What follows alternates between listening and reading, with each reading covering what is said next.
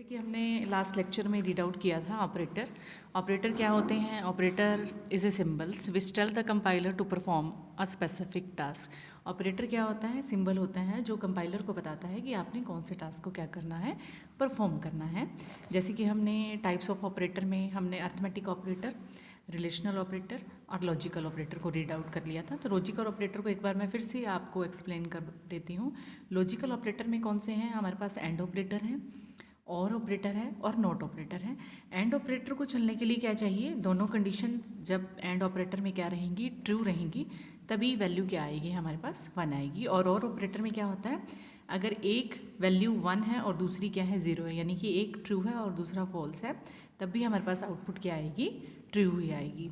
और not operator क्या करता है, नॉट ऑपरेटर में हमने ये देखा था कि जब फर्स्ट कंडीशन क्या होती है, 1 हो जाती है यानी कि ट्रू हो जाती है, तो सेकंड क्या रहेगी, फॉल्स। ठीक है, अब हम आगे चलते हैं कंडीशनल ऑपरेटर की तरफ। जो कंडीशनल ऑपरेटर है वो किस की तरह काम करता है, इफ़ और एल्स की तरह काम करता है। अब इफ़ और एल्स क्या होते हैं, इफ़ एंड देन एल्स। मैंने बोला कि कोई कंडीशन है, जैसे सपोज करो मैंने ए की वैल्यू ले रखी है 10 और बी की वैल्यू ले रखी है 20, और मैं इनमें क्या कर रही हूँ, कंपैरिजन कर रही हूँ। इनमें से जो नंबर बड़ा है उसको हमने क्या कराना है, स्क्रीन पर प्रिंट कराना है। तो हमने कंडीशन लगाई कि ए क्या है, अगर ग्रेटर देन है बी से तो ए इज़ ग्रेटर, एल्स क्या रहेगा हमारा, बी इज़ ग्रेटर। तो इफ़ किस लिए चलता है, इफ़ चलता है ट्रू के लिए। अगर कंडीशन ट्रू हो जाएगी तो क्या चलेगा, इफ़ चलेगा। अगर कंडीशन फॉल्स हो जाएगी तो क्या चलेगा, एल्स पार्ट चलेगा। ठीक है, तो उसी तरह हमारा क्या काम करता है, कंडीशनल ऑपरेटर भी काम करता है। कंडीशनल ऑपरेटर में जैसे कि मैंने आपको कहा कि कोई कंडीशन होगी, पहले उसका सिंटेक्स देख लेते हैं हम किस तरह से होता है उसका सिंटेक्स।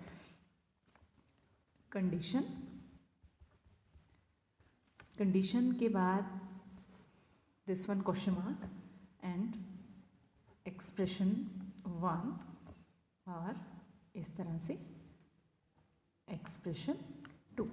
ये रहता है हमारा कंडीशनल ऑपरेटर का दिस वन, ये सिंबल रहते हैं हमारे। अब इसमें क्या है कि कोई कंडीशन है, जैसे हमने बोला कि कंडीशन हमने दे दी है ए इक्वल टू बी। ए की कोई वैल्यू हम असाइन कर देते हैं। ए की वैल्यू सपोज करो कि 5 है और बी की वैल्यू क्या है, 2 है, हमने ऐसा माना है। ये हमारी कंडीशन है। कंडीशन के बाद हम ये साइन लगाएंगे यहाँ पे। एक्सप्रेशन, अगर कंडीशन ट्रू हो जाती है तो ए एग्जीक्यूट किया जाएगा, अगर कंडीशन फॉल्स हो जाती तो बी को एग्जीक्यूट किया जाएगा। तो हमने लिखा ए एंड देन बी, और इसकी जो रिज़ल्ट हैं किसके पास जाएंगे, सी के पास जाएंगे। तो यहाँ पे पहले ए और बी की वैल्यू को पुट किया जाएगा।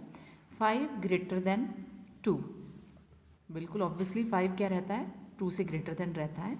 जब ये कंडीशन ट्रू हो जाएगी तो ये एक्सप्रेशन काम करेगा हमारा। अगर ये कंडीशन फॉल्स हो जाएगी तो एक्सप्रेशन 2 चलेगा हमारा, क्योंकि एक्सप्रेशन किसके बिहाफ पर रन करेंगे, एक्सप्रेशन कंडीशन के बिहाफ पर रन करेंगे।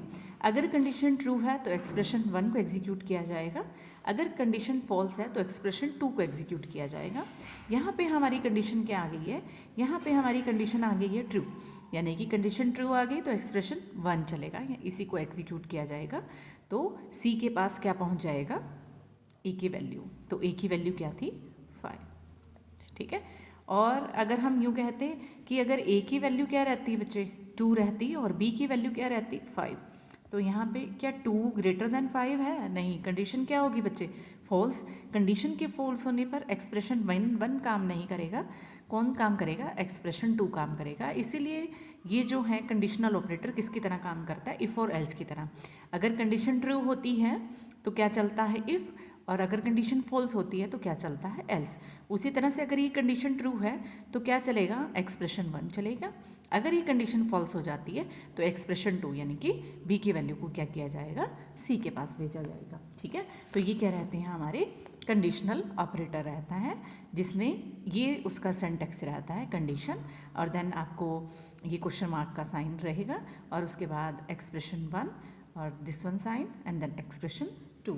अब हमारे पास जो है नेक्स्ट जो हमारा ऑपरेटर है, कंडीशनल ऑपरेटर के बाद हमारे पास ऑपरेटर आता है असाइनमेंट।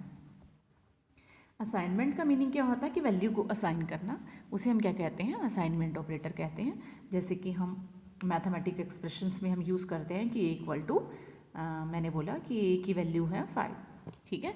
तो कंप्यूटर साइंस में क्या किया जाता है कि हमेशा हमें पता है कि जो वैल्यूज़ हैं वो हमेशा राइट हैंड साइड से कहाँ जाती हैं, लेफ्ट हैंड साइड जाती हैं। यहाँ पे ए को 5 को असाइन नहीं किया जाएगा, 5 किसको असाइन किया जाएगा, ए को असाइन किया जाएगा। ये क्या रहता है हमारा असाइनमेंट ऑपरेटर रहता है, यानी कि वैल्यूज़ को असाइन करना। वैल्यूज़ जब असाइन होती हैं तो वैल्यूज़ क्या करती हैं, हमेशा राइट हैंड साइड से कहाँ जाती हैं, लेफ्ट हैंड साइड जाती हैं, ठीक है। इसी तरह से क्योंकि ये यहाँ पे सी के पास कौन से रिजल्ट जा रहे हैं, यानी कि राइट हैंड साइड से वैल्यूज़ कहाँ जा रही हैं, हमेशा कहाँ जाएंगी, लेफ्ट हैंड साइड जाएंगी, ठीक है। इसका मतलब ये नहीं है कि सी की वैल्यू इनके पास पहुँचेगी, यहाँ ए और बी की वैल्यू से क्या चलेगा, सी चलेगा। तो ये क्या है हमारा असाइनमेंट ऑपरेटर है। उसके बाद हमारे पास आता है इंक्रीमेंट और decrement operator. Increment and decrement operator. Increment operator का मतलब है कि इंक्रीमेंट करना, यानी कि प्लस करना, ठीक है। तो इसको डबल प्लस से हम दिखाते हैं। डिक्रीमेंट का मतलब होता है माइनस माइनस माइनस करना। प्लस प्लस का मतलब 1 प्लस करना, ठीक है। 1 को क्या कर देना, प्लस कर देना। माइनस माइनस का मतलब है 1 क्या कर देना, माइनस कर देना। बट हम इस तरह से लगाते हैं, प्लस प्लस का मतलब 1 प्लस करना, माइनस माइनस का मतलब है 1 माइनस कर देना। अब इसमें भी क्या रहते हैं हमारे पास, जो इंक्रीमेंट ऑपरेटर हैं वो भी क्या है हमारे पास, इंक्रीमेंट ऑपरेटर में भी प्रीफिक्स और पोस्ट फिक्स होता है हमारे पास। जैसे कि मैंने बोला कि इंक्रीमेंट जो हमारा ऑपरेटर